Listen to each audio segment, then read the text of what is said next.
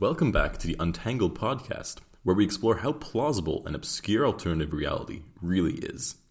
So, today just happens to be Valentine's Day, and this is a great excuse to use to take a deep dive into relationships, people, and love. And what better conspiratorial topic to look at than astrology and horoscopes?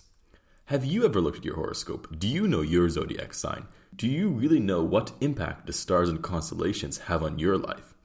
Join us as we take a trip to examine the history of astrology, how much we believe in it, and if it can accurately explain two of my friends' past relationship. And before we get into it, don't forget to like and subscribe. We appreciate any support. Thanks.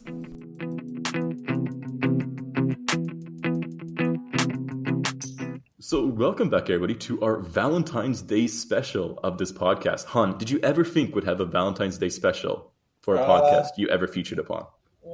Not necessarily, except for the fact that I kind of suggested it, and then you went with it and felt like it was obligatory. So I felt like I had like 5 different topics I had to run through to find somewhat decent conspiracy-related Valentine's Day episode, which is a much tougher ask than you think. I almost settled on the stupid Loveland frog, which is amazing and will do, but It's such a loose connection to Valentine's. Anyways, before we get too off topic, we should introduce who we are and who our beautiful guests today are as well. So, Han, do you want to introduce yourself first again, as you always do? Hi guys, I'm Han. I do this podcast with Simon every once in a while, and still here, still studying international relations, and that's it.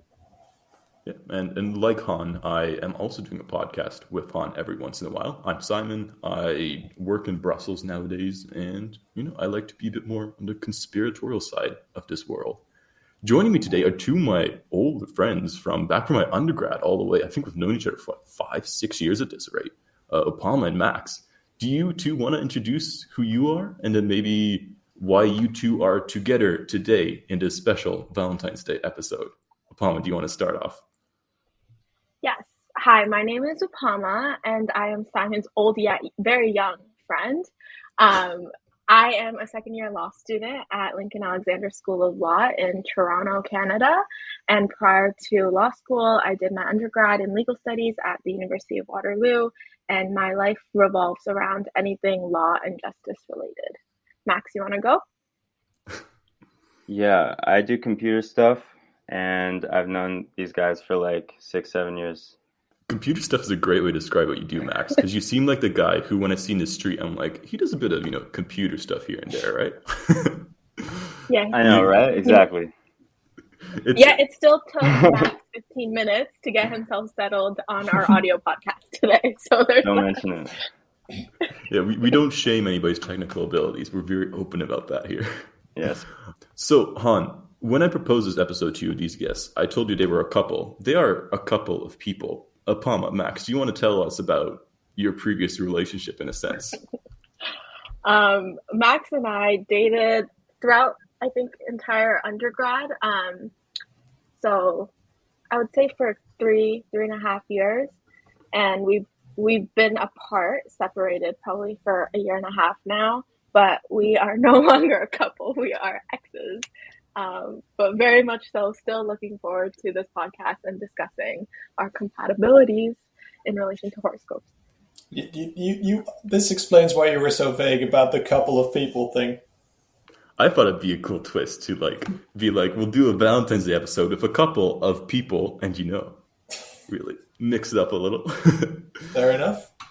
Yeah, but I think this is even funner because so spoilers to anybody listening who didn't read the title, which is a weird thing to do, but this episode today is on astrology and horoscopes, and if the stars can tell us anything about our lives as we live them. And the way we're going to test this hypothesis today, normally we look at the history of everything. We're going to do a little bit of that, but we're also going to be sharing our own how astrology impacts us, our own zodiac signs, our own horoscopes, our own birth maps of the stars or something. And then we're going to analyze how well we think it matches onto who we are, as well as our relationships. So we're going to delve into Upama and Max's relationship a little more and see whether astrology can actually, provide some insights into what this universe tells us. What do you think about this ambitious project? I want to say I'm so excited because Okay, so first of all, I was born in Nepal and I grew up Hindu, and I would say I'm pretty religious in the Hindu culture and the religion. And astrology is such a prominent part of my religion. And like, if you ever talk to my parents or my grandparents and there's something wrong with like one of the kids, the first thing we do is go to astrologer or like get our hands checked or like go to someone who would predict our future and like how to solve present issues. So, like, it's definitely something that was ingrained in me in my entire life, but it's something that I didn't really spend time on or I really didn't really care about because I would always question like the the practicality of it or whether it's real or not. And so I'm so excited because I feel as if I've never really like took time to really think about it up until this conversation, and I feel like it'll be really cool. To kind of like map out what impacts it actually might have on your life to see if there's any real Yeah. connections. Yeah, it's also interesting too because one, I look at horoscopes for personal reasons, like if like to look at like work related stuff or like my own personality traits and stuff. But then I also look at it from the love aspect too to see if I'm compatible with like any person that I'm talking to or whether like things are gonna work out or not, or whether like Virgo is like works well with them. Um and so that's also been something that I was looking at. And while reflecting the past couple of days, I've realized I've only dated people that were born in either February or March. And so I was like, like maybe Virgos tend to be attracted to people that are either like Taurus or Pisces or Aquarius. So I'm really interested to learn about that too. We'll talk about it a little more as we get into this podcast. But Yeah. Max, I also want to hear from you a little bit. What do you think about horoscopes, about astrology, about all this stuff? Because from knowing you a little bit more than Han has, I feel like you're a bit on the polar opposite side of the spectrum that Pama is. Never say never. But also, I'm mostly like a scientific type of guy. Like I'll read studies and shit to see, to formulate my opinion usually. But these are really popular, and I think that they might just be fun to the point where like the belief is suspended. Yeah, I think so. I think so. Have you ever had a moment in your life where you're like, I want to look at the stars. I want to get some like divine prophecy into how Yeah, my I life used is to check going. out constellations all the time, but I never Really? did horoscopes. I mean, in some senses, checking constellations is basically horoscopes, but more scientific. Yeah, with the telescope, yeah. I thought you meant constellations in your personal life, but feel- I feel like you were just looking at stars. Oh, Yeah, no. I feel like that doesn't have that much to do with astrology. Okay, I thought he was mapping out constellations and then trying to like do the horoscope stuff, but not call it This horoscopes. is the difference between like looking at a book and reading it, I feel. True. Han, what about you? I haven't asked you yet. What do you think about the whole horoscope stuff, the whole astrology fad? Because you mentioned to me, you really surprised me. You're like, I used to have a birth map or something, and I was like, Well, the thing is, I studied philosophy as an undergrad, right? And the people that study philosophy, or at least some of them, also kind of flow towards that flower girl stereotype. So a lot of people that I knew were really into it, and then one of them was like, "Hey, you want to let me do your birth horoscope?" And I was like, "Sure, why not? It sounds like fun." And it actually was fun. It's also just kind of dumb because it had like 20 inconsistencies in it, but it's just interesting to see what it's like because I don't know, it's enjoyable. but from your prior experiences, was there anything you did take away from that? Did you ever? Is there anything you still reflect on today, or was it all just a fun fad of the past or something? I exclusively date Capricorns, so if there's any hot Capricorns in my area, please contact me. That's interesting because, I mean, myself personally, I'm a bit more on the. I mean, I did spend all week researching this area and trying to learn how to read these birth charts and everything, but I never put too much thought into it. I'm a Leo, so I'm like, lines are cool, so I'm not too pissed about that. That's my extent of it. Well, So, look at it this way. This research is going to allow you to do all this astrology stuff, which is just going to be a massive hit with the girls, I think. I didn't want to say it too loudly, but it's somewhat of a It is, door-opener. I mean, yeah. You can also be like a love matchmaker now. just turn your podcast from conspiracies to matchmaking. I And we would can just love get- to do that. I'm sure you would. Who was it that I talked to about? I think even when I was still in Leiden, I was talking to somebody. I'm like, why don't we do like people on the podcast and we try to mash them together while talking about something about politics? And I think it was our mutual friend Edmund, and he laughed me out of the room or something like that. So I don't I've think thought Edmund about this would. before. I don't think Edmund is someone who could see that happening. I don't know how that would work either. That could be so bad. That could be so awkward. It'd be so bad it's good, which is why I think this is a great idea what we're doing here now. That could be the tagline of this entire podcast. So bad it's good. I think we've had some quality episodes here. Yeah, sure. Come on, time travel. I explained time travel via science. You did. Anyways, the way we're going to structure our episode today is we're going to first take a really brief look at kind of the history of astrology and then kind of see how it developed a bit more from a Western perspective. I might ask Upama to add some more of her insights from her own culture.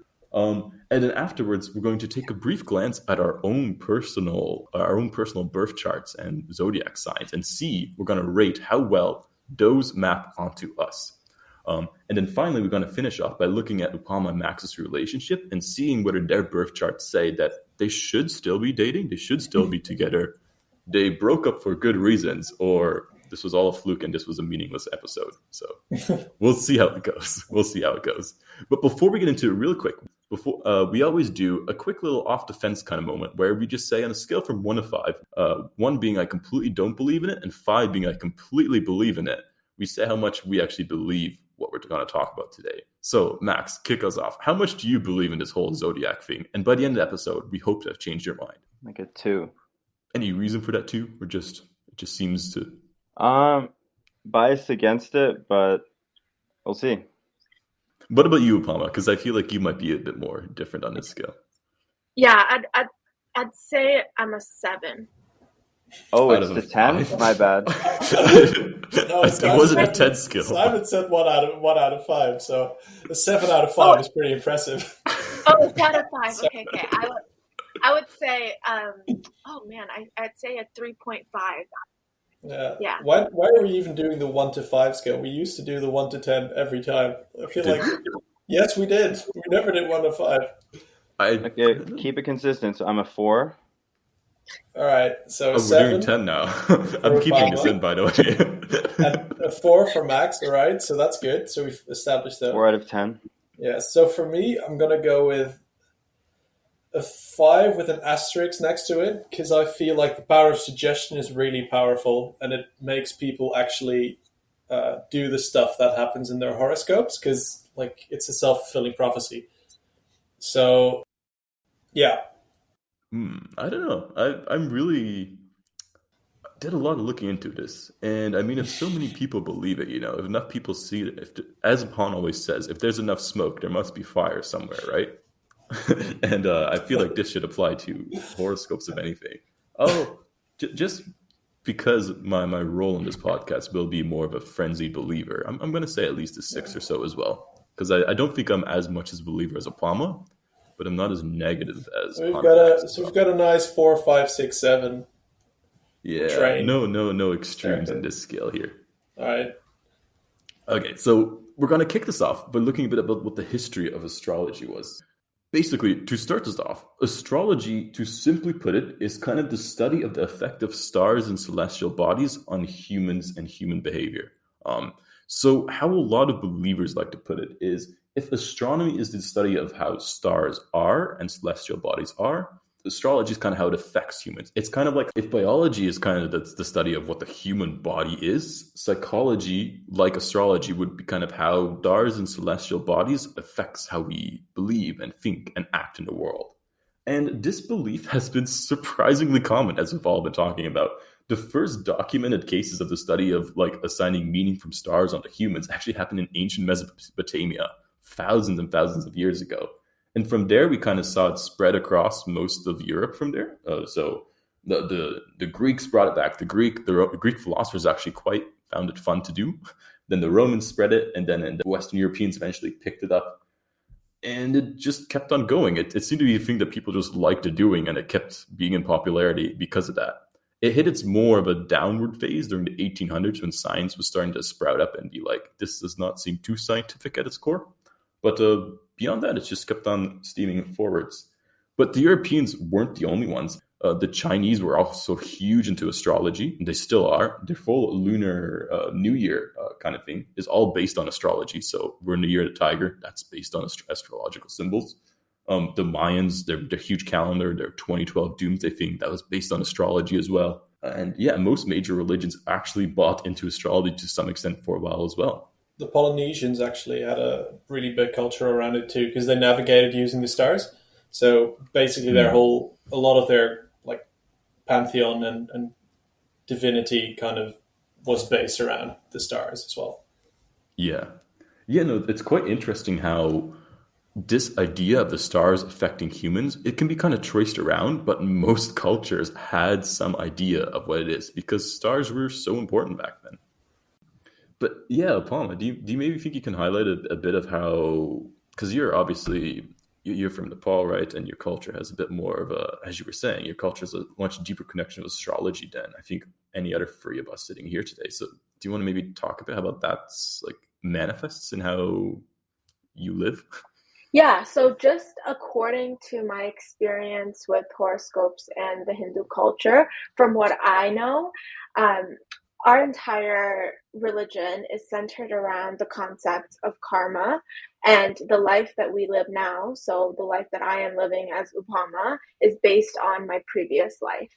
And so all of the pain and suffering that I go through in this current life, as well as all the happy points and everything that I accomplish, it's all a result of my previous life. And astrology ties into this because the Vedic religion states that if we just analyze the stars and the position of ancestral bodies, we can directly relate our experiences to the stars. And so horoscopes is a way for us to guide us through this life that has already been written for us, because God has already written this life for us based on my experience in my previous life. And so a lot of Hindus, they look into horoscopes and they look into the stars and ancestral bodies to kind of help them through their current life and help them through tracking the bad points that they experience, and then also the good points as well. And so for that reason, horoscopes are very prominent.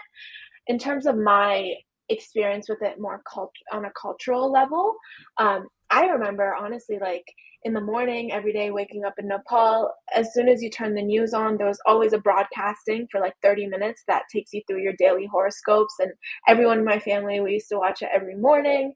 I remember like most recently, like my brother was going through a bit of a difficult time with school, and as soon as my grandma found out, my grandma lives in Nepal, as soon as she found out, she went straight to an astrologer and asked him about his opinion, and based on what the astrologer said, my brother was forced to do like his recommendations.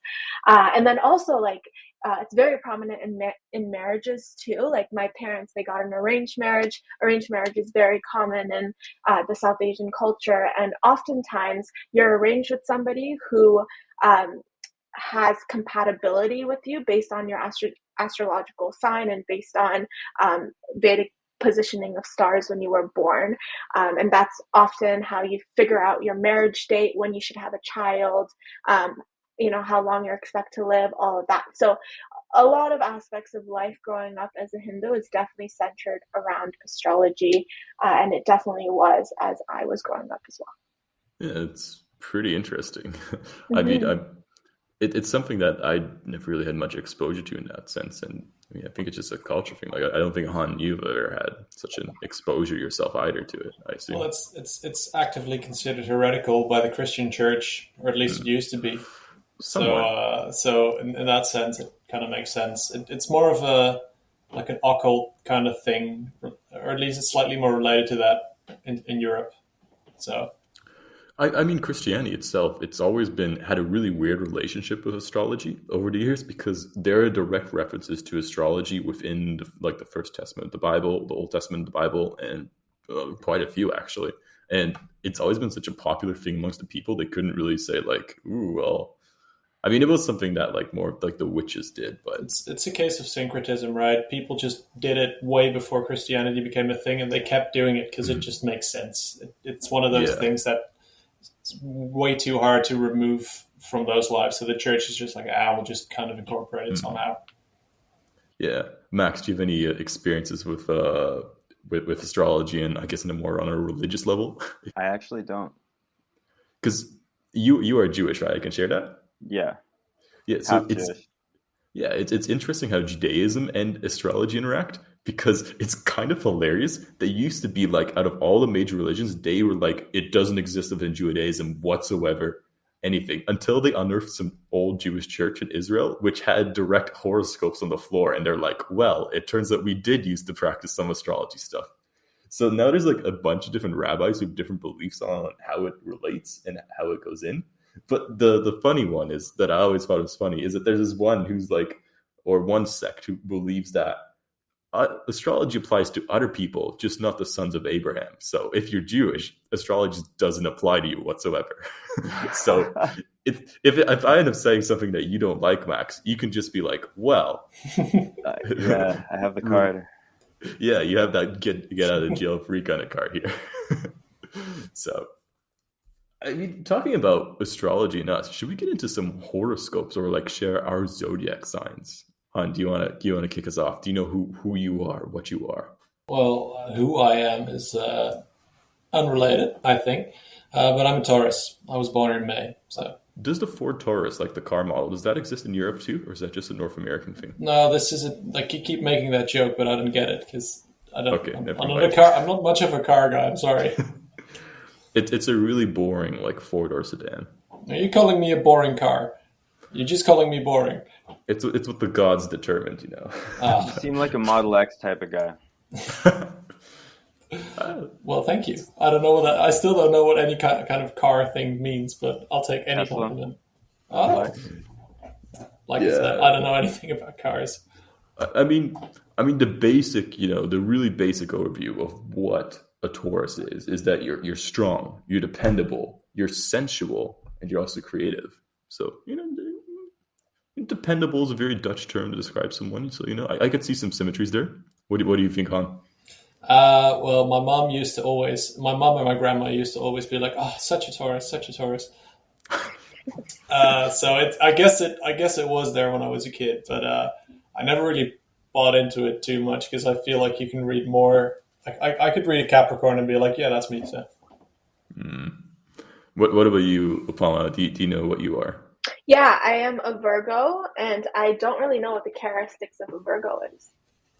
The ones I have here. We'll go into this more into detail in a second too, because I did do the birth chart for all of the people here. So, but unlike the surface level, Virgos are practical, loyal, gentle, and analytical. So I don't know. Do we think that describes Upama?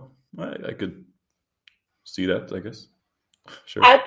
Yeah, I would say so. I feel like just for the fact that I am in law school, I feel like practical, and that last one, what was the last one? Analytical. Analytical, like I have to have those traits. And loyal, 100%. I feel like that's probably my biggest trait of all is I'm very loyal to my friends and family and to my beliefs. So. Okay, all those things are true, but devil's advocate, consider that it may just be easy to find applications. Confirmation bias, basically. No, I 100% agree with that. Like all the traits that you said about Han, like I would probably find a way to be like, oh yeah, that's me too. So I mean, yeah, that's all I'm going to say about that. Already.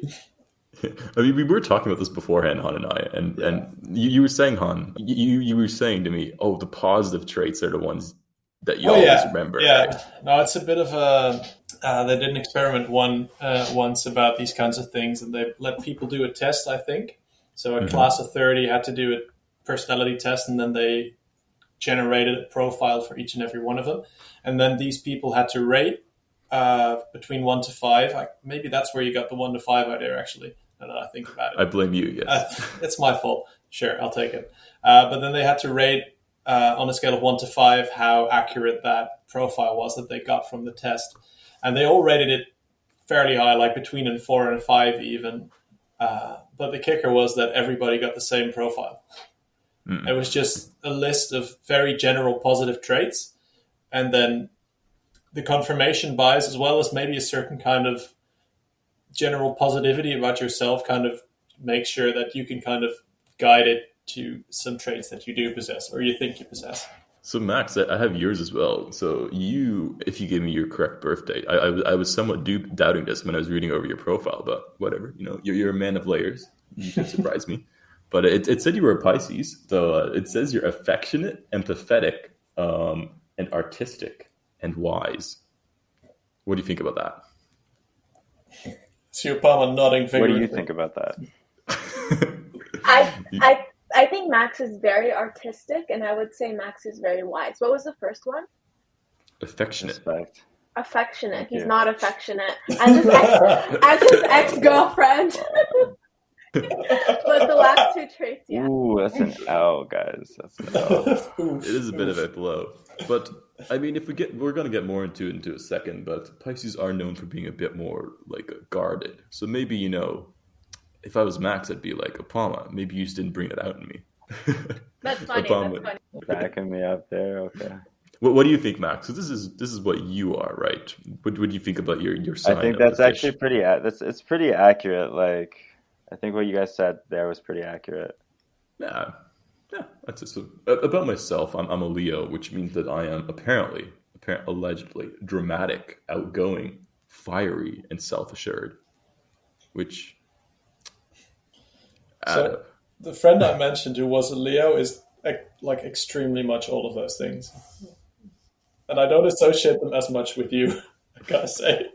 I feel like a bit more introverted than this profile is suggesting. But Yeah. Yeah, I would say out of all of us, your profile doesn't match as clearly to you and your personality. Yeah, but wait. I'm pretty self-assured. We don't know where his planets are in the houses. Like they Exactly. could turn everything upside down. Exactly. And we'll talk about that now. So as Han was saying, the real way to do astrology is you get a cool little birth chart. So for instance, this would have been my birth chart. So it looks very confusing because, I mean, Han, try to describe what it looks like here. So there's a circle with all the signs on it. Mhm. And there's a bunch of lines on it. And as longtime viewers will know that Simon loves his lines. These, however, don't seem to measure height. They're just kind of random. They just connect a bunch of things. And there's a graph underneath it with all kinds of signs. Do you want to give the listeners a website or something where they can access this? Because it's impossible to understand what's going on if you can't see it. Yeah. I was just going to say simply, basically, it's just a circle, and plotted on there are where 12 major celestial bodies were at the time of your birth. And then Okay, like a clock. It looks like a clock, and each hour is a constellation. Okay. Somewhat. That's simplifying it, but yeah. If you just Google birth chart or something like that, you'll be able to find what it looks like. But basically, from these connections and from where the position of all these planets are, you should be able to determine what kind of person you are. So it's split up into 12 different regions, each of which correspond to different like houses and stuff like that. And each house has a different kind of personality thing. So for instance, as I have a diagram up here, like the first house is the most important because the planets and stuff within that determines, for instance, your ego, your sense of self. Who should we start with today to do your in-depth astrology chart? Just if you, the listener, also want to do one. I watched a lot of videos on how to analyze these, but I also use a site called Astrology, which allows you to put in your own and pump it out. There's a lot of similar sites like this too. It's no mean a hidden thing. But whose birth chart should we do first? And I'll just go over who you are and what you mean. Let's start the guess. Let's do Upama, Max, then Han. So Upama, I did yours. I don't know if you've seen these before. I haven't. So you calculated her birth chart. Basically, it looks like a clock with the constellations. Mm-hmm. And you have a diamond in the middle connecting certain constellations, it looks like. Kind of. Yeah. So this is supposed to be a representation of the way the stars were when Upama was born, right? Stars and planets. The way the So stars major were when celestial the bodies. person was born. Okay. Exactly. Yeah, that's what it's Okay. supposed to be. Got it. So this is an actual astronomy thing. This is astronomy now, Astrology. Well, right? kind of. Because we're talking about constellations. These are things that are measurable, right? With science, right? But the outcomes are a bit less measurable by science. Yeah. Okay. But yeah, it is based on. This is kind of an astronomical thing, indeed, because it's just taking a certain moment in time and then assessing where everything was in the sky at that point. Yeah. So if you look at this chart, for instance, we'll be focusing on three main things because otherwise there's way too many to go through. But firstly, we'll be focusing on what's Upama's ascendant, so the rule in her first house. So that determines most of her personality traits or her outgoing appearance and outlook and that kind of stuff. We'll be looking at where the sun is located, and the sun location matches up with her zodiac sign. So basically, zodiac is only one of the 12 different possible alignments. It's just the one that's commonly known. So the sun or the zodiac position determines the core self, and the moon, where that's oriented, would tell us about her inner self. So yeah, you in your first house, Upama, determining like the physical kind of who you are, like first impression kind of thing, is actually ruled by Scorpio. So this means, Upama, that you need to fight against some kind of dark and destructive power in your life. For some people, this power can come from within, such as jealousy, envy, or lust. For others, it's some kind of outward thing. So because of this, you often have a tendency to rebel, to express yourselves in a secretive manner, or have secret goals. So yeah, do you think that describes you in any sense? No. That's very positive. I don't understand necessarily what that definition of destructive is or that experience is. Like, is it supposed to be something I went through in my life that pivots my personality and, like, you know, makes me act a certain way? Is that the premise of it? Yeah, somewhat like that. It's just a need. I think there's because there's greater challenges, or you feel like there's an oppressive force guiding who you are as a person, and you kind of orientate yourself around overcoming one of these internal struggles. So, like they were giving examples of like jealousy or something like that. It could be an internal kind of like I feel like the way to kind of say is that you'll kind of define how you live your life by some kind of struggle you identify within yourself. That's really, really interesting, and like I feel like with a lot of things you say to me, I could probably find some form of reference, but specifically in regard to this, I would be interested to see the link between me and my pursuit of law and justice studies and my experiences, you know, just growing up and seeing, you know, the legal system not work, and, you know, justice not work. And like going into it in order to fix it and, like, you know, to make the world a better place to live in, I guess. So yeah, no, that's really interesting. Maybe that's the force for me. Maybe it's just seeing the law not working properly and then going into law school and then revolving my entire life around it. Yeah, and as all these charts always preface, you know, it can be different per person, and maybe it hasn't come yet, the interpretation. They always have a big asterisk on it, which is funny. Maybe. Yeah. Your sun, for instance, so that's your Virgo sign, right? You're a Virgo because the sun is in the Virgo house on your birth chart, right? Yeah. So the sun itself is interesting because it's in the 10th house, and the 10th house relates to professional goals and kind of like career-minded goals. So because your Virgo's in there, as I quote, it can mean glory and honor, but also it can mean scandal, disgrace. Sometimes, you know... So it can mean everything. Shut up, Han. Sorry. But yeah, so these people try to get authority, power, responsibility.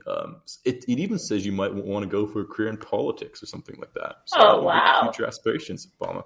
That if you were to ask any of my close friends, like, one trait that would like define me, is probably like very career oriented, incredibly career oriented. Yeah, like a workaholic. My best friend, like, she always says I'm a workaholic. Yeah, I agree. Yeah. So for that reason, that one is very similar, I would say, Simon. That one really matches me. Yeah.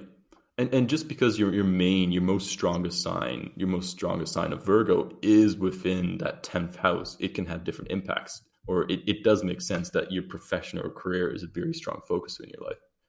And then finally, we're going to look a little bit at like your moon sign. So The moon is more about your inner self, about who you don't open yourself up to be to other people around you. And so your moon is actually in Taurus, which means that you focus on stability internally, which is not easy for you always to satisfy. You kind of have like a practical nature. You're dependent on some of the material aspects, but you have to learn to accept change as part of your life. And these changes can happen from a variety of areas, like people you love, challenges you face, illnesses, stuff like that. Oh, that's interesting. I would say in terms of like things that I keep to myself, like in my moon, whatever, like I would say feelings is a lot of that. Like I keep I like I don't talk about things as much as I should. Does that make sense? Like I'm a closed-minded person when it Yeah. comes to talking about my emotions. So I don't know if that relates to you. I don't know. True. I disagree with that. Interesting. Okay. I think that people you're close with, you'll talk about it. You'll sit down and ask them like a real question if you need advice. You'll recognize it too. Yeah, perhaps. Hmm. Perhaps. And some interesting arrangements within kind of your chart. I'm not going to focus too much on this because we could be doing this for hours, honestly. These are lists. These are like 20. Mine with the one I got was like 20 pages or something. So Yeah. you can go into depth on this. I think I'll leave it at here for you right now, Palma, and we'll go on to Max because Max is the fun case, and you should lend some insights into what you think about this as we talk about Max and Palma, right? Yeah. All right, let's run this. Max. Yeah, so your ascendant is in Pisces, which relates to what your actual sign is. So this means that for your identity, persons within Pisces ascendant, is part of a larger whole. They may be victims who are trying to escape from adverse situations. They can have artistic souls from rich imaginations and try to express themselves creatively. What's also interesting is that the ruler of the ascendant that you're in is actually Capricorn. So what's interesting about this is it says that people like you, they raise slowly but steadily without others notice. Their actions are not glamorous, but they are credited and constructive. They push through in accordance with time. How do you think about that, Max? I guess. I see you're not buying this completely. That was nothing for or against. Completely neutral. Yeah. I have no idea, man. Like, it didn't seem special. Like, nothing popped out to me that would make me think, oh, maybe this stuff is true. That was all pretty generic. Fair enough. Yeah. So for your sun sign, which is in the house of the Pisces, as we talked about, it indicates a desire for perfection. People usually feel like you don't get enough recognition for your abilities and efforts, but you don't mind about it. You're satisfied with a simple, quiet life in solitude. Okay, so it just contradicted itself right there. That was kind of funny. It kind of does. It does that a lot. It does that a lot. It said you seek recognition. You also don't care. You don't get a lot of full recognition, so you're often kind of overlooked by the way you work. So you're overlooked, but you don't care, so it's irrelevant. Yeah. So why even include that? This describes how some people might feel about how they operate in life. I'm and stuff still like biased against. You're really nitpicking this one. The stars can contradict themselves. Yeah. Basically, the key lesson from here is that you shouldn't worry about fame or social status, Max, because that shouldn't be of influence in your life. So good for you. Your moon phase. This is like the inner instincts about your inner self, about your how your mind really operates. Your moon is in a Scorpio, kind of like how Palma also had some Scorpio characteristics. But your moon creates a need to delve into your feelings as deep as possible, and this can bring you great vulnerability, Max. So, sorry, is this based on the state of the moon, like waxing, waning, crescent, full moon? Is this based on the astronomy of the moon? Yeah, so how it was situated when you were born. So you were actually a waning gibbous or whatever that's called. I don't know moon states very well. That means it's 3/4 full, but it's going to half. I believe. Good knowledge. Yeah. Yeah, so it's like probably 2 weeks after full moon. Basically, it was in the house of Scorpio when you were born, and that creates that means that you feel like you need to really delve into your feelings deeply, but you often don't want to expose yourself to those kind of vulnerabilities. How do you feel like this is describing you? I don't like getting too emotional when I'm problem solving. I don't really feel like it benefits me a lot. So I definitely resonated with that one. Yeah. And some other interesting tidbits I noted is that your sun is in a square alignment with the Pluto, and this aspect often tends to create stubborn and decisive people. Also, I thought this was hilarious because this was an insult to you, Max. But your moon is squared with Venus. This aspect often brings problems with memory. So you seemed a bit off today. So from the beginning, No. yeah, true that. True. All of Max's, like, they're not completely offside. Like, I can definitely see a link between all three of them and his personality. That's interesting. More so than mine, to be honest.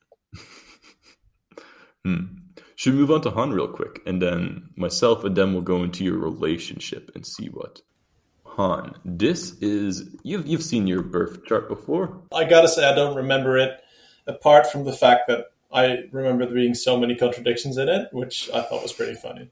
It's like it said somewhere that I was really assertive, and then it said I should get more assertive, which... Yeah, so the assertive part is because your first house, so what we're talking about, like your expressive outward kind of like sense of self, that's Mars was in that first house when you were born. So the rule of that house is Aries. So people of Aries ascendant are often decisive. They want to be active and have the power to enforce their intentions, which explains why you've been constantly interrupting me all this podcast. So, yeah. Oh, the shade. No, and it says also, like, if people with this are introverts, it will take a while before they find this assertiveness, and that's typical. And to get what they want in the end. But if this fails, they might get frustrated or have temper tantrums. So, I don't know. Ever happened to you? Huh? Pass. Pass? Okay. Yeah. Not going to talk about my temper tantrums.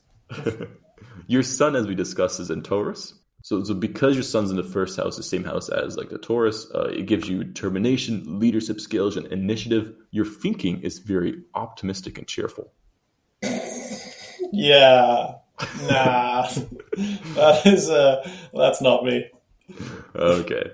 Finally, your moon, so your inner emotions. This is the one which both worked for Upama and Max pretty well. So your moon is in the Gemini zone, in the second house. So because it's a Gemini, you find safety in thinking about your feelings and sharing them with others. You can be talkative, you speak skillfully with ease. So, it says you can find a great career in literature, journalism, or counseling. Yeah, that is quite accurate, I think. I do talk a lot, and I also talk a lot about my feelings if I feel the need to. Yeah, but the fun part is that the moon is in the second house, and you know what that relates to? I do not. Financial affairs. So money and material matters are very important for these people because their sense of emotional security is dependent on them. So some people might call you cunning and greedy. Cunning and greedy? Yeah. Well, I mean, I am Dutch, so maybe that's just a Dutch thing. Wow. I like cunning. I'm not gonna. We'll just skip over the greedy. Also, it's very funny. This also applies to you, Max. Both you and Han had your sun a conjunction with Venus, which brought the same kind of characteristic, which means that this aspect often highlights your feminine traits of both sexes, and so it makes you more artistic and creative. And funnily enough, it also says that both of you have a good taste for fashionable clothing. So congratulations. I feel like that might have to manifest at a later age. We're getting to that. I think. Judging by Max's hair, you're somewhat fashionable, right, Max? Oh, Upama, can you weigh in on this? Of what? Of Max's fashion? Yeah. Max definitely cares about how he presents himself for sure. Like, Max, you care about like what jacket you buy, what boots you wear, stuff like that, more than the average person. I wouldn't say more than the average person, no. I'd say about average. Maybe less, honestly. Maybe like 10%, but 20% below average. Very science. Very math-like. I'm just I was going to say, I don't, Max and Han, having known both of you, never strike me as particularly fashionable. Although I know Max is always pretty crisp. I know Han always has his own vibe. Excuse me? So I'm going to move on before I start insulting more people. We'll talk about this after. I'll take crisp. I don't know what you mean with your own vibe. I'm gonna take that as a compliment. The Model X vibe. Uh, so for my own one, my first house is also ascendant into Leo, which is good. So this means that I act authoritatively and decisively. I often act nobly and in line with some creative ideas. I'm generous. I like to show off. And I can't tolerate pettiness or narrowness. So What you think? Is that accurate? Think about yourself. I guess so. I have a low tolerance for idiots and stuff like that. So, yeah, I guess so. I mentioned creative. Nowadays, because I have a podcast, I like to think of myself as a great creative in this space. And Upama and Max, since you both know Simon a bit longer than I do, does this sound like Simon? I would say to an extent, yeah. I'd say that Simon, I'd say you're pretty decisive and you have some creative instincts and stuff. So I could see a link, but I don't think it's like that crazily prominent. Mm-hmm.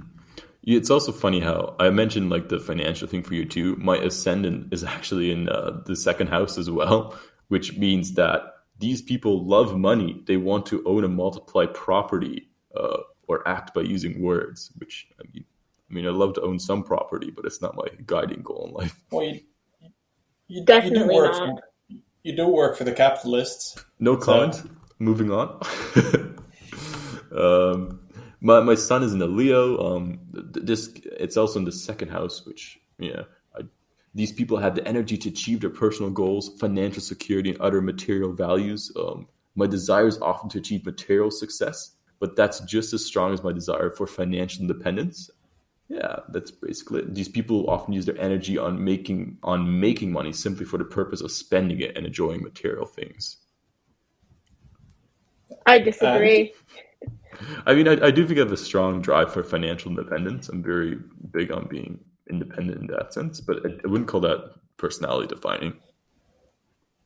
I was just gonna say, Simon, that I think you have a very strong desire for financial independence as well, but I don't think that it relates to material things or, showing off your financial wealth. I mean, I did just buy 2 T-shirts for 120 euros last week. That's not true. that insane. That's not that insane. And my moon is in the house of Aries, which is interesting. So this is about my inner feelings. So it's also in the 9th house. So this creates an understanding and imaginative mind. These people are great dreamers and thinkers who have novel ideas, which I completely agree with. My views are solid and sincere, but change minds easily, which I don't agree with.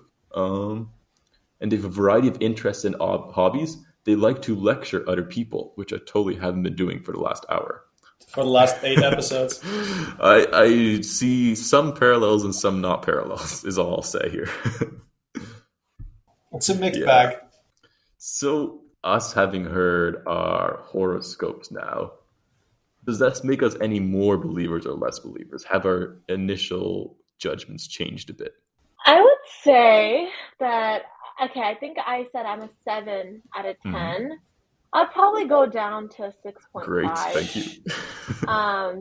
Although I did see parallels for all of us. I think that I also saw myself in Max's personality traits and Simon's personality traits. So I feel like it's pretty interchangeable. But we only did a very a very quick down analysis. So I don't know. So Max, did you change your mind? Thanks. No, I stayed at a 2. I think there were a couple positives for horoscopes and a couple negatives, but I stayed at a 2 overall. And yourself, Han? I didn't change my mind, but this does again prove my point with the little asterisk I was saying, is that it's fun, it's thought-provoking. Just reading these things, I mean, you automatically start finding ways how these things relate to you, which could cause you to have some new ideas about yourself, and kind of it prompts you to evaluate yourself and your personality, which I think is interesting, it's thought-provoking. So yeah, and I learned I should buy some property. Yeah, you should invest in stocks. Yeah. No. For me, it was just having done all this research, I think it'd be much more believable if it wasn't as much stuff that came at you. So there's just the amount of like, oh, this means this, and here's entire 15 paragraphs on how this one moon position influences who you are. It seems a bit excessive, but then again, some people like excess. Maybe that's just a horoscope. So it's a scattergun approach. If you just fling enough stuff at a dartboard, eventually something's going to stick. And should we move on to Max and Upama's relationship and analyze that via what we now know? This is so fun. Yes, I'm so excited. I was hoping to build up to this pretty well. Okay, so up on the screen right now, I had a picture of your combined kind of horoscope, your combined birth chart, sorry. And within that, you can kind of see the interlinkages in between the two. And given how your stars interlink with Max's stars and planets, certain things will be told about your relationship and your compatibility. So first off, how did you two first meet? Let's start that way then. Max, do you want to say how we met? You already know. At the club. At the club. No, Max and I was in my first year. He was in his second year at the University of Waterloo. And within like the first month of my university experience, I went to an introductory event for Model United Nations. And at the time, he was in an exec position for the club. And so we met during that event. And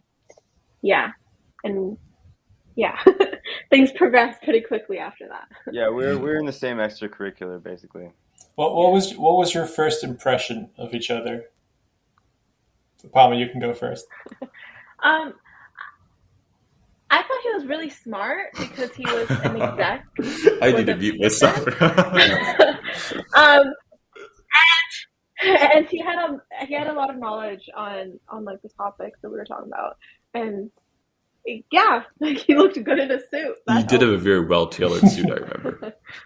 Hey, I thought you were pretty and funny and really driven. Mm-hmm. That's cute. I mean, looking good in a suit, Max. I said you're a fashionable guy. Thank you. See, yeah, I wouldn't say so, but thank you. So as we were discussing, there's this interesting kind of connection between the Sun Pisces and the Sun Virgo, which both of you have. And this means that often when you first meet each other on like first sight, either you love the person's immediate connection or it's immediate hatred. Do you feel like it could have gone a different way? Do you feel like maybe you could have met each other and immediately become complete rivals, trying to take over the Model UN society together? Or like, I'm going to be quiet. Yeah, we did, though. We did. Yeah, were you aiming for that exec spot, Upama? Oh, interesting. That's really funny. I don't think that, like, I think in general, like, my personality trait is that I am a people person and I don't generally hate people that often. Like, I'm really extroverted in the sense that I want to be friends with anyone. So I don't think that I would ever, especially with Max, I don't think that I would ever hate him. I don't think it could have gone any other way. How about you, Max? Yeah, this strange thought. This seems strange to me. Like, why would I hate you? I mean, like, personality-wise, though, I would say that we were really like hate. different. Like, I don't think I ever get to that point. Like, maybe hatred. Yeah, exactly. Hatred might be a bit too strong. Yeah, rivals. Where instead of working together, you'd work apart or compete for the same kind of goals. No. I don't think neither of us have that, like, bad bone in our body. Like, why? Like, why? That's a waste of time. Yeah. Why would we do that? Why? Sounds like that doesn't. Yeah, that wouldn't track. All right. Yeah. That's. I feel like. Yeah, that's a lot. Is that a minus for astrology? But you know what? That might be because of bias now, because we know each other and because things went a certain way that we responded in that way. I don't know. Maybe if things turned out a bit differently, we would respond another way. Do you feel like we were competitive with each other? I wouldn't think. No, I don't think so at all. Especially because we ended up working together for a bit, and like we had similar interests and stuff. And so we just like uplifted each other. I think, and like the entire time we just continued uplifting each other. There was never competition. I felt like I had some competition. Like I felt like I had something to prove.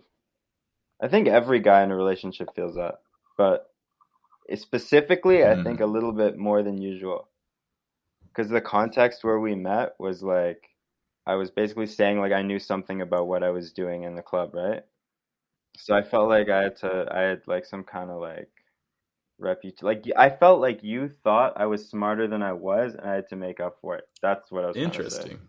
That's what I was trying to say. Hmm. Yeah. Astrology. Yeah, it brings things up. I mean, if in terms of the competition lens, like maybe you could look at it from my way in the sense that like I wanted to live up to like all the great things that you were doing. And so that inspired me to work harder because I did end up following in your footsteps too in certain ways. So perhaps that also encouraged Yeah, me. pretty much like I led the club for a semester, right? I quit because it was too much. Like it was too much to deal with extracurriculars at the time. So then I just gave it to you, and you took over the rest of my leadership of the club as the president. Yeah. Yeah. Cool. Volunteer club. Yeah. Imagine you in like first year, Max, referring to MUN as just a volunteer club. You would have killed yourself, your first year self. We took that so intense, I remember. Yeah, we went to Harvard, bro. Come on. We traveled and shit. Yeah, what do you guys think was one of like the peaks of your relationship? Like a really good happy moment you both have of your time together? I'm gonna say the peak was when you got all my friends to make that happy birthday video for me. That was an emotional peak for me. I felt that was really nice. Oh, that's sweet. Yeah. It was probably like 4 months into our relationship. It was Max's birthday, and I got a video of all of his friends and presented it to him, and everyone said happy birthday. Obviously, like that's not the peak. Come on. Yeah, guys. but no, it stands out as a warm memory, right? 8.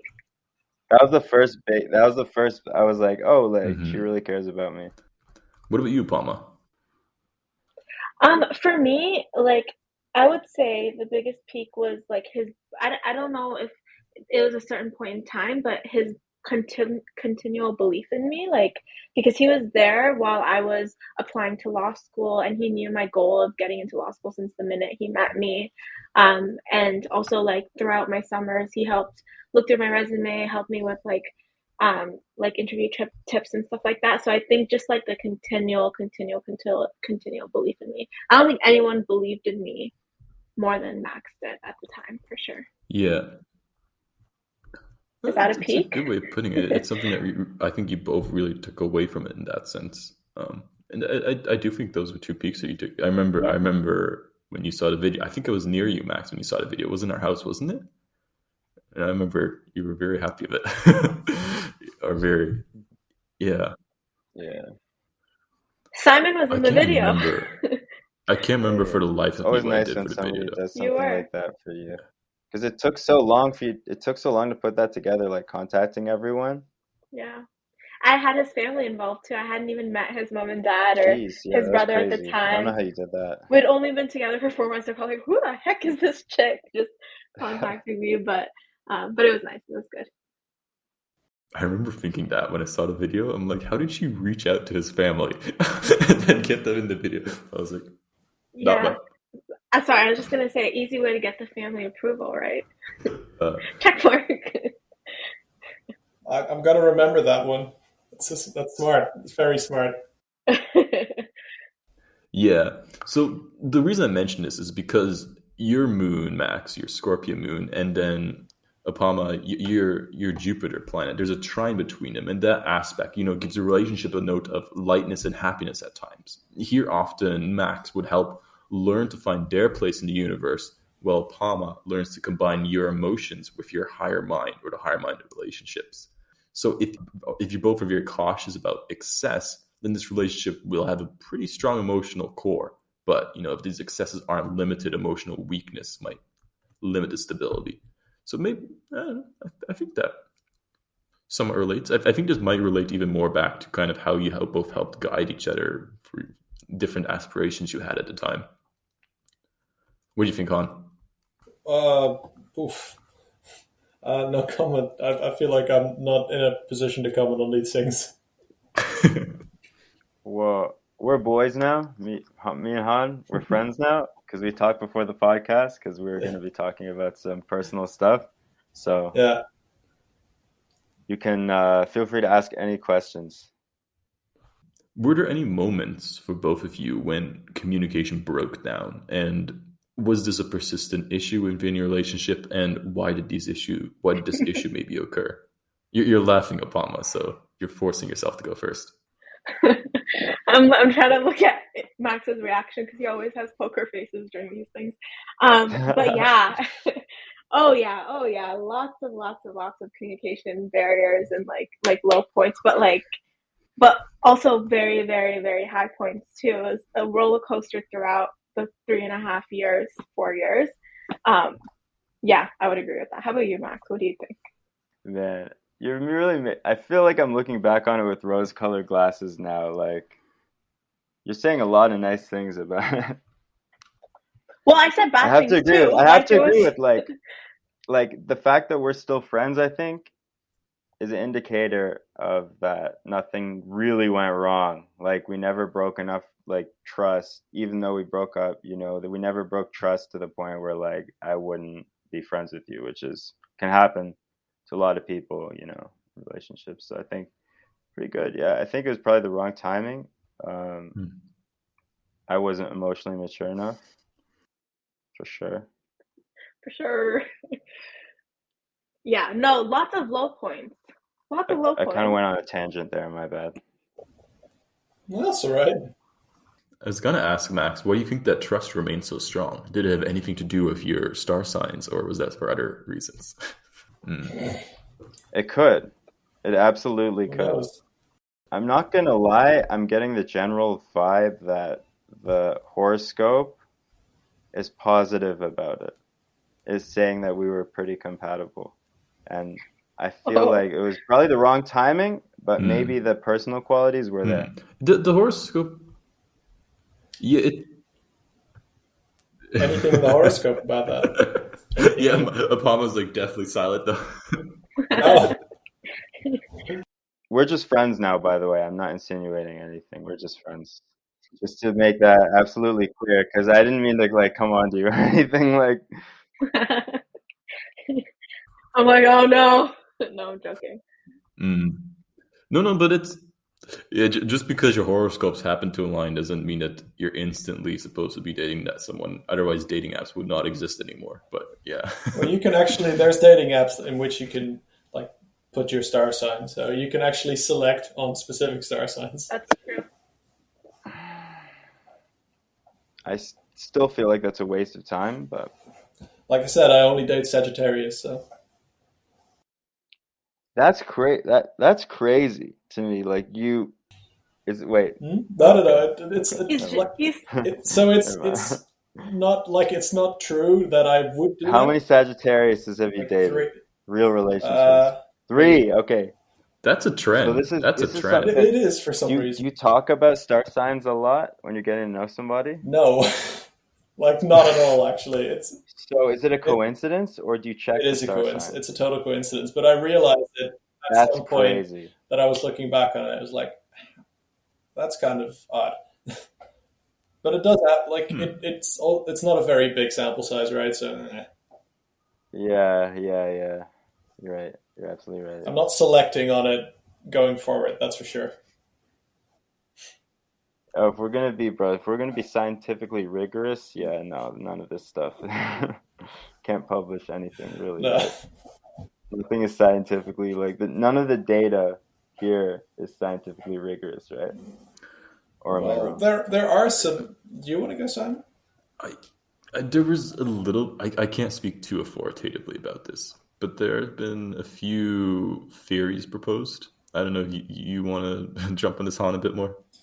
Well, so there is some scientific backing for astrology. There are some statistical tests that have been run about compatibility, I think, between partners, which showed that there was a very high probability that astrology did predict something. I think that might have been the Mars effect. So basically, there's this French guy who did it. Gauguin, I forget his name. Put it in the description, Simon. Wow. And Carl Jung actually also Carl Gustav Jung, the great psychologist, also had some stuff on astrology. So there is some scientific research that has gone into it, but it's very controversial. There's not a lot of most scientists don't actually agree with the research and think that everything that was done is kind of off. So yeah, it's interesting because a lot of people who do believe in it say there are correlations, but then more people say there are selection biases, and then it comes to this more like academic argument, which is not my forte. So should we do one more relationship thing and then start wrapping up a little bit? Sure. For the fans. Upama, what do you think Max's biggest growth has been that you saw throughout the relationship? And I'll ask you this in the verse, Max, when she finishes. Like, how do you think he evolved the most as a person throughout your few years that you knew him intimately? I could answer that. Yeah. Go ahead, Fred. Could you answer? Yeah.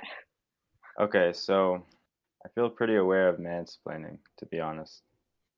But I feel like your confidence in presenting and professional interactions and professionalism and your career skyrocketed because you were passing, I think you had straight A's, right? Something like that. And okay, you had good grades, You're doing well in all of your resume looked really nice for internships. But as you became more successful at university, I saw your confidence increase a lot in undergrad when we dated. And I think a lot of it was just you putting work into specific things in your life and improving them. And your confidence was just skyrocketed by the end. I would say for you, it's more like developing your existing skills and how you want to go about life and your emotions and like what you want to be when you're older, like just like figuring yourself out and becoming more decisive and like in your overall goals. I feel like that was something that you worked on all throughout 4 years of uni and even still now, and so you grew in that aspect because you continue to like increase your knowledge, increase your skills, increase your like assertiveness regarding certain things. Like, so I'd say if that's growth, I'd say overall growth on yourself and who you are. And to add to what I said, I think you had the potential. I think you had most of the skills already, like the writing skills. Your writing got a lot better. Look, from the essays you first asked me to edit to like the end when I wasn't even I couldn't even edit them for you by then. But yeah, I think you already had the skills basically, but you got a lot more confident in them, or at least you realized your confidence in public speaking and professionalism, I would say. But it was there in the beginning. Yeah. For sure. Because there's some other interesting conjunctions as well. I think one that stands out to me is there's a conjunction between the Jupiter and Uranus arrangements within your birth charts. And this is an interaction which tells us about friendship and an intellectual side of a relationship. Because a lot of what you two were talking about was how your relationship had a lot of boons and like benefits to how you both progress on the intellectual or career level. And this kind of supersedes often the physical or emotional side. And one of the benefits this says about it is that even when there is a lively and exciting interaction beginning a relationship, it will gradually develop into something completely intellectual. And this is more of a long-lasting relationship. This interaction will always kind of keep it fresh. So I think intellectual might not be the exact 100% word we're looking for here, but I feel like there's themes a bit hidden here. But yeah. These are really deep questions. This is pretty deep stuff, not gonna lie. Is there combative stuff? Like, what does it say anything about what we don't agree on and like bad things about our match? Yeah. So There's an arrangement between your Pluto and your Mercury arrangements, where it says that both of you might often have a fanatical competition for self-expression, which apparently emphasizes the lower qualities of each other, but each is capable of transforming another. So, for instance, Upama, you would try to understand the depth of Max, but even though Max can kind of guide Upama instead throughout this. So the relationship is often characterized by some kind of tension and struggle, as both of you are trying to understand each other, but not really quite getting it. What's like the opposite? Like, what's like the thing that they're not saying that we're missing? So I can understand how rare this stuff is. What do you mean? Like, what's the other? What are the other options that all of these things could have been? Like, how many options are there? Like, because this stuff is just so generic, man. Like, you can really find ways to apply it to anything. There's a lot of options in there because there's a lot of different planets and different star signs that can all kind of interact with each other in different ways. But most of the results are going to be like this because it's kind of astrology is what you get out of it in a sense, and you can look into something really deep and find yourself in it, I guess. But you can also just find it kind of basic and bland. That it's kind of pulling the points that really matter or really resonate. Yeah, because even like the general questions that we answered about like the opposite attracting stuff and like uplifting each other in a relationship, like that's like pretty much every relationship has hints of that. And if you don't, you wouldn't be in a relationship. So it's interesting to analyze this post relationship, I guess, because you get to reflect on it objectively, whereas maybe in the beginning you wouldn't know. But yeah, like I don't see anything that's very specific, like so specific to us that I'd be like, whoa, like this is crazy. I'm only dating what is he? What is he? Pisces. A Pisces from now on. Like I would never say that. Unlike Han, he was arrived at his conclusion years ago. But yeah. Apparently it's just been decided for me. Yeah. You would never say that. So you would never, after a relationship, you would definitely never only date Pisces.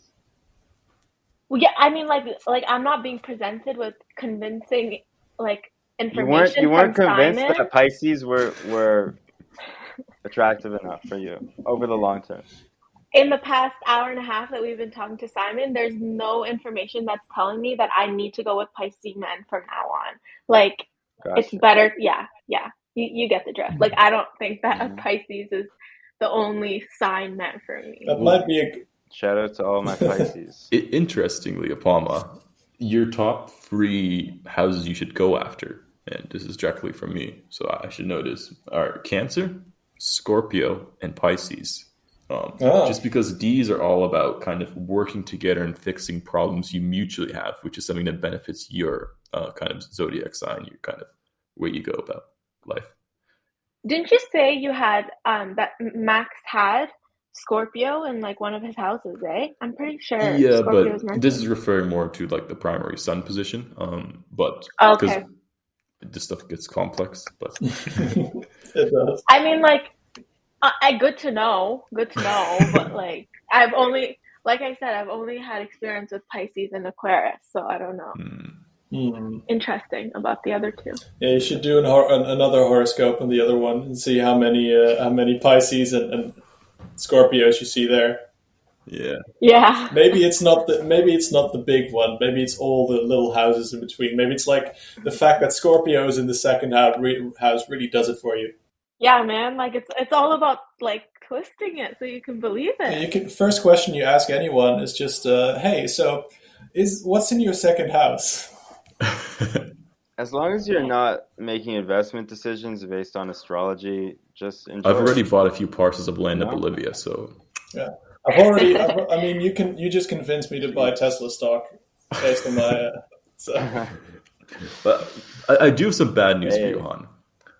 I looked at your ideal matches, and your top ones are Capricorn, Virgo, and Cancer, because you're someone more of a dependable, look like ticket, stable kind of guy. Your bad matches are Leo, Aquarius, and Sagittarius. Wait. I'm sorry. I mistranslated. It wasn't Sagittarius. It was Capricorn. Sorry. Oh, come on. You can't say No, that no, now. no, no, no. It's actually true, but it's like we don't use these words for it in Dutch. It's different words, Fair so enough. I got them confused. Capricorn is the goat, right? No, that's actually true because he said Capricorn in the beginning of the recording, and then he corrected himself. I'm like, why Yeah. did he correct Sorry. No, that was. Yeah, it was Capricorn. I'm messing up the things, but I'm talking about Capricorn. Yeah. Okay. January, That's like around January. Fair enough. Right. I thought I had you here, but you've managed to turn this into a positive for some reason. Yeah, But because I checked this. I know it's a positive as well. And I also match well with Tauruses, which just feels like I should love. I just be in a relationship with myself. Yeah. So my ideal matches would be Sagittarius or Aries, as well as Aquarius and Gemini, because they can deal with my vibrant personality, apparently. I can deal with it. Yeah. Bad matches would be Capricorns, Virgos, and Taurus, because they have their own, they don't care for my BS, So, yeah, rip. Max, your ideal ones are Cancer and Scorpio because they're very emotional and caring, and you should also match well with Capricorns and Virgos. So, Apollo wasn't the worst choice you could make from an astrological sign, to say it bluntly. But your worst choices would be the Sagittarius, the Leos, and the Geminis because they're all too adventurous for you. You need some stability in your life. Oh, okay. Okay, I'll keep that in mind. Thank you. Yeah, so now you know. So now you know, and you're never going to forget it. It's going to play a part every time. Should we start wrapping up a little? I maybe want to finish by giving everybody a few minutes to reflect upon if their opinions on horoscopes and astrology as a whole has kind of changed over the immense amount of time we've spent on it here today. So, Han, kick us off.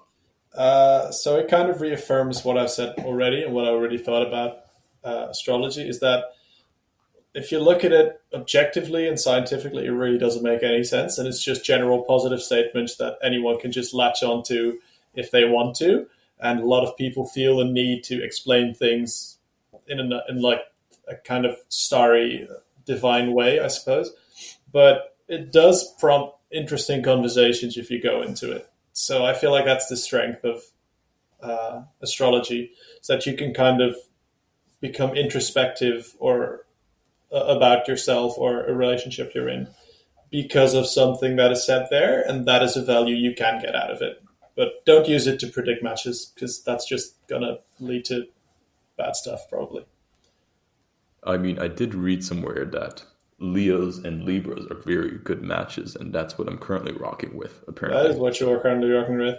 So, Good the stars agree salt with your choices. I don't know.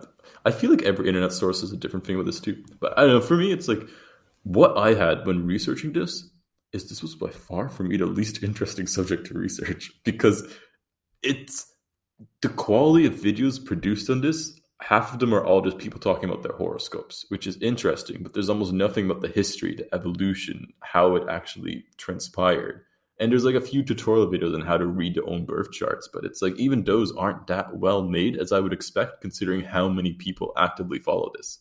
So, but I do feel like you can learn a lot about yourself at a moment in life by what you personally attach the most to in the horoscope presented to you.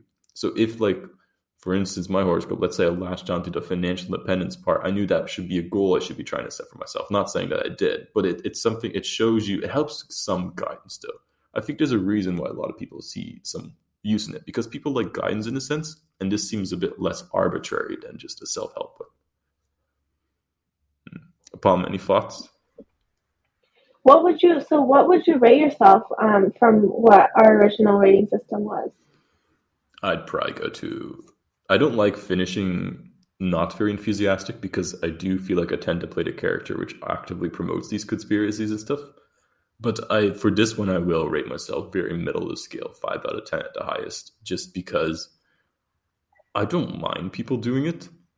I think that, I mean, orienting your life around how the stars move is kind of No, I wouldn't go as far to advise that. But if you look up once in a while, you do self-reflection on where your inner struggles are getting. As somebody who struggles with self-reflection a lot, I feel like it's still a positive trait to some extent. It's a form of self-reflection, is what I'm Right. saying. And would you say that your experience after researching all of this, it didn't change your perception on it, or did it make you believe it more or less? I feel like I should have spent more time researching it because I feel a bit overwhelmed by how much stuff they managed to put out on explaining like a single birth chart. I feel like it lacks some of the comprehensiveness and there's no really authoritativeness between different streams. I feel like there should be more cohesion within the field. I always wonder too, because like we discussed, there's, almost an aspect of astrology reading in every religion, and it's been traced back so many centuries ago. I feel as if like the popular culture right now around astrology and reading horoscopes, I wonder if it created the like it delegitimized it, like perhaps like it's actually a thing, but it's been so diluted through these random websites and like people that don't know about it or people that don't study it, and then just go on and talk about it. Maybe it's making you like not look at the bigger picture or like the work that's actually done. That does make sense. I don't know. I do feel like there was a really good movement, especially around when science began to really take place, especially in astronomy, to really demystify the field of astrology. And at its heart, I think there's some things that are best to be kept as mystical things because even if they're not scientifically correct, they can offer guidance to people, like that opportunity for self-reflection. And trying to make it a complete exact science removes the ability of that, I guess, astrology to work in that way, where not everything in life needs to be explained per se. That'd be kind of my conclusion from that. Yeah, no, that makes sense. I'd agree with Same that. page. Yeah. I feel like I'm sorry. I was just gonna say I feel like I'm slowly shifting on to like the three of you guys and like what you guys perceive it Great. to be, and I'm kind of latching on to that. But like because everything you're saying to me makes sense. So maybe in general, I'm just a more gullible person, both regards to horoscope and opinions. Go ahead, Max. No, I interrupted you. You go ahead. Okay. But no, I was just gonna say, I feel like since being here, you know how originally my scale was at a 7, I'd probably move it down to a 5 now, out of 10. Wow. I hate this theme where we tend to make people believe the things we talk about less Yeah. every episode. Yeah, Because conspiracy podcasts get such a bad rep. At least I could try to actually convince people that they're real, and even fail at that. But It's anyways, about the truth, isn't it? yeah. The truth is out there. The truth will set you free. But also, you should look at it the other way in the sense that you enlightened us with information that I was too lazy to research myself. And based on the research that you presented to me, I created my opinion on it. Great. What about you, Max? How did my information solidify your dismissal of the science? Well, it's not really a science, so you can't really dismiss it. Like, can't just dismiss it as a pseudoscience because it doesn't even try to be a science. I think I'm probably going to look up my horoscope. That's what I think. That's a result. I still think it's a fun thing to look at occasionally. Like when I was younger, if we were reading for the newspaper, comics, horoscopes, they're in the same section, right? Yeah, Exactly. Maybe what Upama was saying about it getting diluted over time with popular culture and the internet, just diluting it and putting really poor quality information about it out there. I'd be really interested to see what it's like when it wasn't diluted and it was. Yeah, and then sorry to add to that, I would also really be interested, Max, for you to have a conversation, let's say, with like the top rated astrologer in like a certain country and see if your opinion on it changes, because maybe he or she would present you with information that's way different than what Simon just presented you with, and then that would change your idea of the topic. Who knows? I'm just putting it out there. Yeah, talking to experts, I think, would be a great eye-opener. Yeah, it would have been great if we could have had an actual astrologer come on and then instead of me trying to learn how to do astrology for a week and then trying to do it, which is still kind of funny. You did a pretty good job. Yeah, you did. We'll see. So yeah, no, I think this kind of like wraps up our brief foray into astrology and our entanglement of Valentines, and good Valentine's Day special. We should definitely do another Valentine's Day special next year, Han, if we ever get to next year. Even more horoscopes. We'll figure out some other obscure niche. I was going to do mermaids, so if you wanted to hear mermaids instead, blame Han. I'm sorry. I didn't even make him do this. You somewhat did. You went for it. You did. You said it as a challenge. Anyways, yeah, I think this just about wraps up for today. I want to thank Max and Upama for coming on, sharing their life stories, sharing their life passions, and their own astrological details for all the world to see. So you've been great. Yeah, thank you for coming on, guys. Thank you, guys. I really enjoyed this conversation. Thanks, guys. Yeah.